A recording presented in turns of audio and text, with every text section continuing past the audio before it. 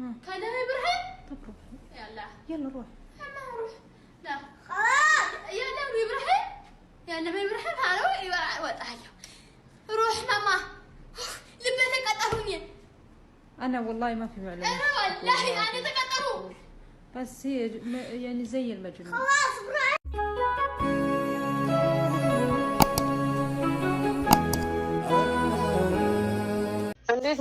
እንዴት ነሽ? ሰላም ነው አለን። ሴትዮዋ እኮ ብዙ ነገር እያለች ነው። ይሄንን አውቀሻል? ተግባብታችኋል? ማማ አዎ፣ ሴትዮዋ አሰሪሽ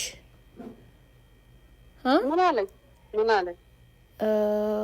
ብዙ ስራን በስነ መጀመሪያ ስራ በደንብ እየሰራች አይደለም። አንዱን ትጀምራለች፣ አንዱን ሳትጨርስ ወደ ሌላ ቦታ ትሄዳለች።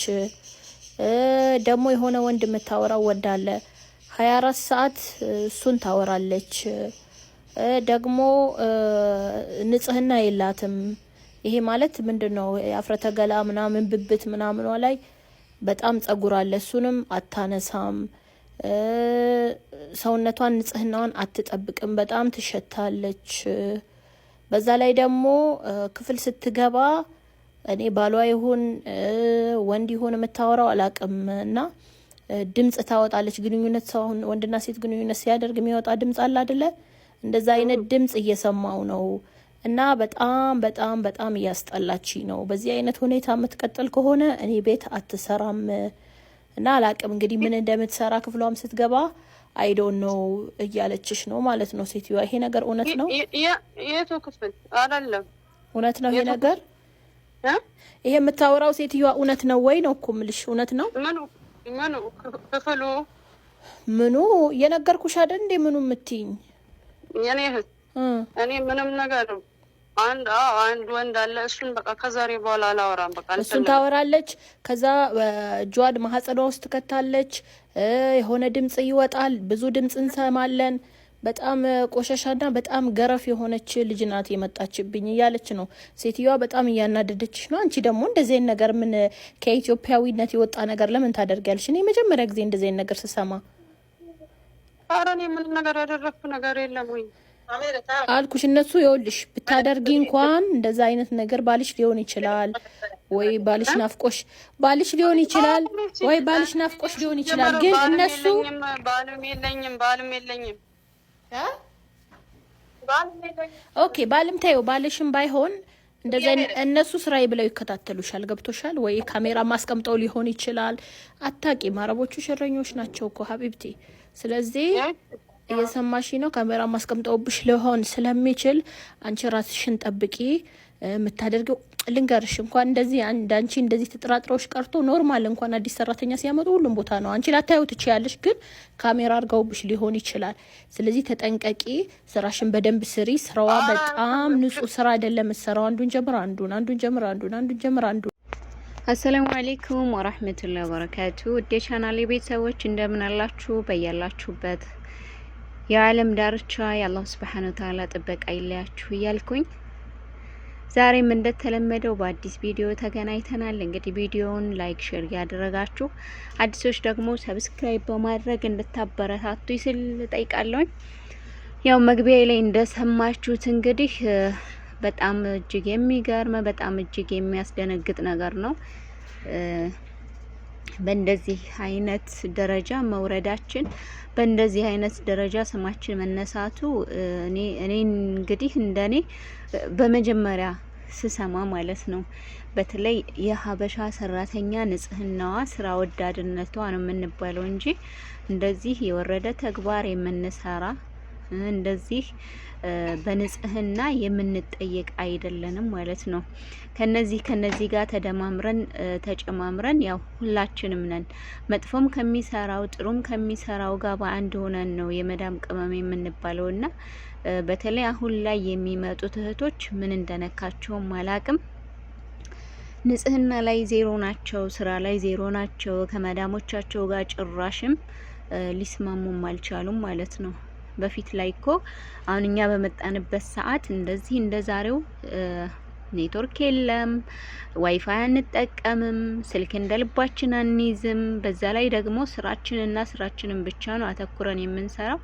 እንዲሁም ደግሞ መዳም ስትጠራን ራሱ የያዝነውን ምግብም እየበላን ከሆነ ስልክም እያወራን ከሆነ ወርውረን ነበር የምንሄደው። አሁን ላይ ግን በጣም ጀግና ናቸው ብዬ አደንቃቸዋለሁ። አንዳንድ ጊዜ ላደንቃቸውም ይገባል። ምክንያቱም ያላቸው ኮንፊደንስ እኔ እንጃ ከምለው በላይ ነው። እና አሁን ላይ የሚመጡ እህቶች እኔ እንጃ ከምለው በላይ ከኢትዮጵያ ከመውጣታቸው በፊት ስለ ሁሉም ነገር ማጣራት ይኖርባቸዋል ማለት ነው።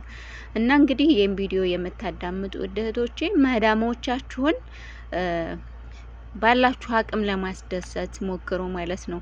መዳሞቻችሁ ሲደሰቱ ደግሞ እናንተን ለማስደሰት ይሞክራሉ። ሁሉም መዳሞች ጥሩ ናቸው፣ ሁሉም መዳሞች ይወዳሉ ማለት አይደለም። ነገር ግን አሉ በዚህን ደረጃ ደግሞ ስማችን እስኪወጣ ድረስ እንግዲህ መግቢያው ላይ እንደሰማችሁት ምንም ስራ እየሰራች አይደለም፣ እንደውም የብልግና ስራ ነው የምትሰራው እየተባለ እንዲሁም ደግሞ በጣም ትሸታለች፣ ንጽህናዋን አትጠብቅም እስከምንባል ድረስ ማለት ነው። እኛ ሀበሾች ንጹሆች ነን።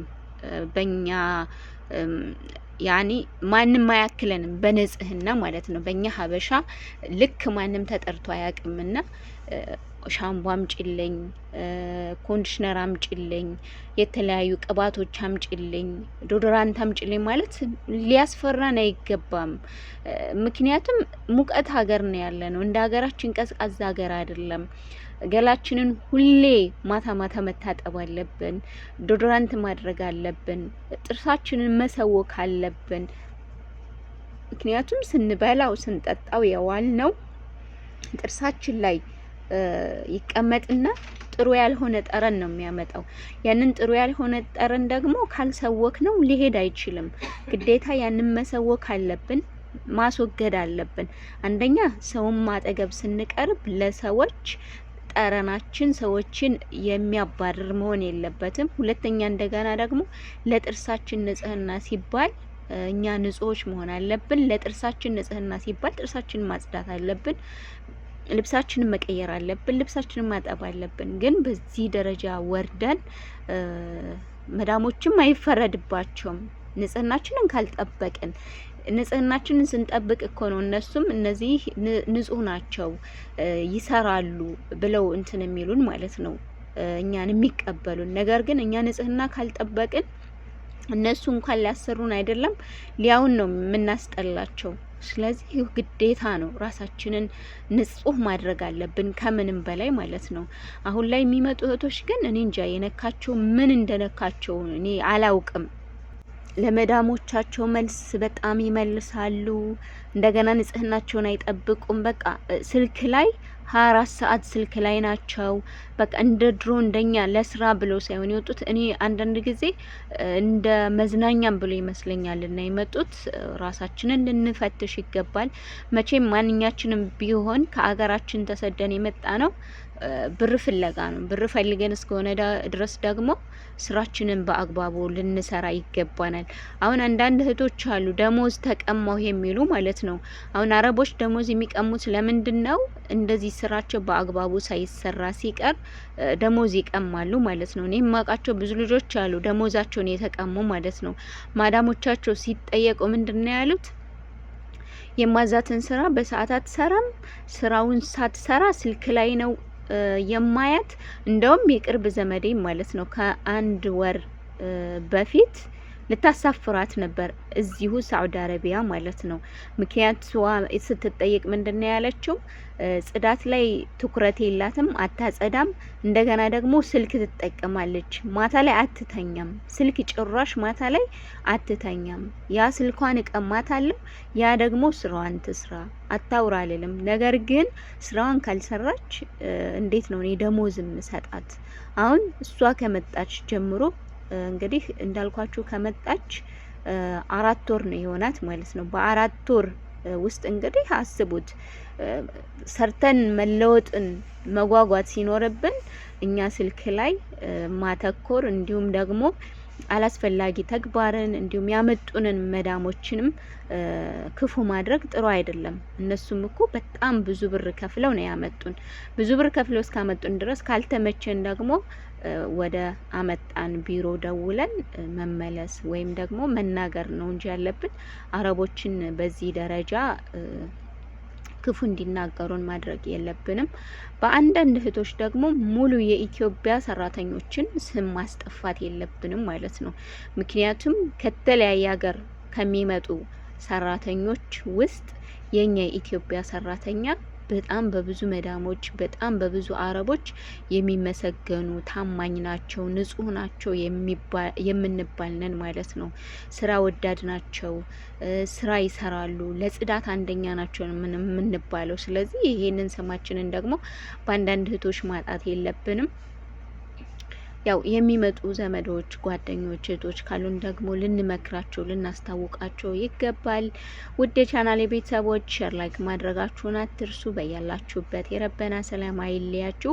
አዲስ ከሆናችሁ ደግሞ ሰብስክራይብ በማድረግ አበረታቱኝ። በያለንበት የአላህ ጥበቃ አይለየን። ባላችሁበት ሰላማችሁ ብዝት ይበልልኝ። አሰላሙ አለይኩም ወራህመቱላህ ወበረካቱ።